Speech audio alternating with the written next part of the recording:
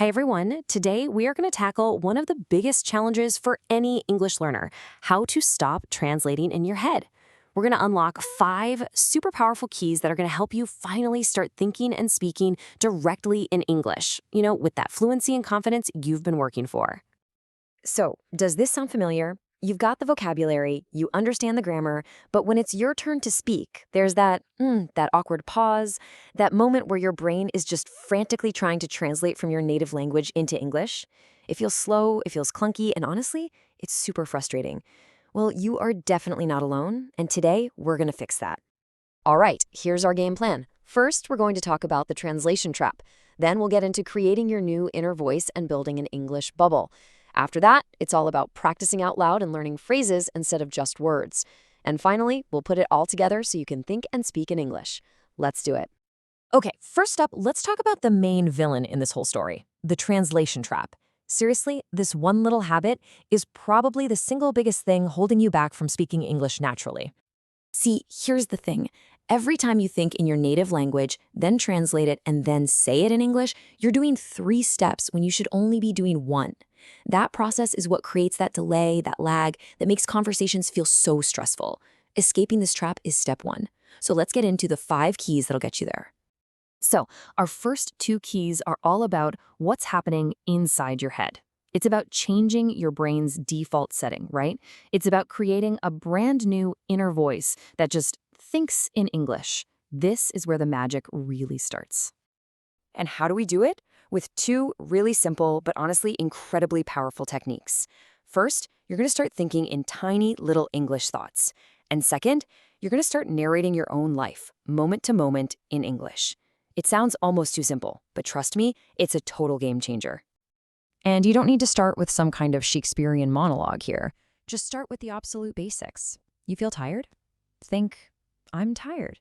You're hungry? I'm hungry. Or maybe you're making your coffee in the morning. Think, I'm making breakfast. Waiting for the train? I'm waiting for the bus. These small, consistent thoughts, they're like laying down new tracks in your brain. Okay, on to our 3rd key. We've started the work on the inside, and now it's time to change things on the outside. It is time to build your own personal English bubble. We're talking about immersion. So the big idea here is input. That's all the English you listen to and read. Your brain is basically a copycat machine. It just automatically starts to copy the language it's surrounded by. So if you want to think in English, you've got to feed your brain a constant diet of English. And you know what? It's way easier to start than you think. Switch the language on the videos you watch. Find some podcasts in English. Start reading the comments section and even writing comments in English. Change your Google searches to English.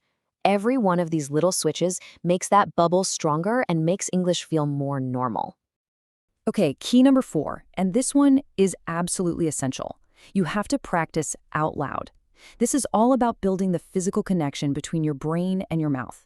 It's not enough to just know the words. You have to train your mouth muscles to say them smoothly without even thinking about it. And let's just be real for a second, okay? Talking to yourself can feel, well, a little weird at first. I get it. But this quote right here says it all. It is, without a doubt, one of the fastest ways to build real, usable fluency. You've got to get comfortable hearing your own voice speak English. So, what does this actually look like? Well, you can talk to yourself, narrate what you're doing, just like we said before, but this time, say it out loud. You can try shadowing videos. That's where you repeat what a speaker is saying right after they say it, or just repeat useful phrases over and over. You can even have whole conversations with yourself, playing both parts. All right, let's get to our final key, and this one is a huge mental shift in how you learn.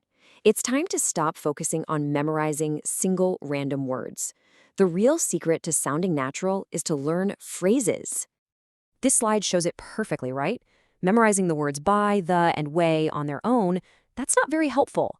But when you learn them together, as one piece, one chunk, by the way, all of a sudden you have this powerful tool you can just drop into a conversation instantly without having to build it from scratch.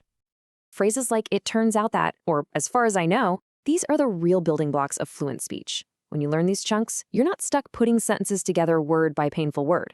You just grab the whole phrase you need, which makes you sound so much more natural and lets you speak way faster. So, let's bring it all together. What we've just gone through is a complete system for shifting your brain into English mode and finally unlocking that confident speaker that you know is in there. When it comes down to it, it's all about making these 5 powerful changes to how you practice every day. And here they are, one last time. 1.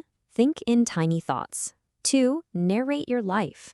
3. Build your English bubble. 4. Practice out loud. And 5. Learn phrases, not single words. That's your toolkit for fluency. You know, if there's just one thing you take away from this, let it be this. Becoming fluent isn't about memorizing more and more words from a textbook. It's about changing your small daily habits. It's about making English part of how you think and live your life every single day. And that brings us to the end. So the real question is, for you, what are you going to do now? Maybe you'll start narrating your morning routine tomorrow, or your drive to work. So let me ask you, what part of your life will you narrate in English first?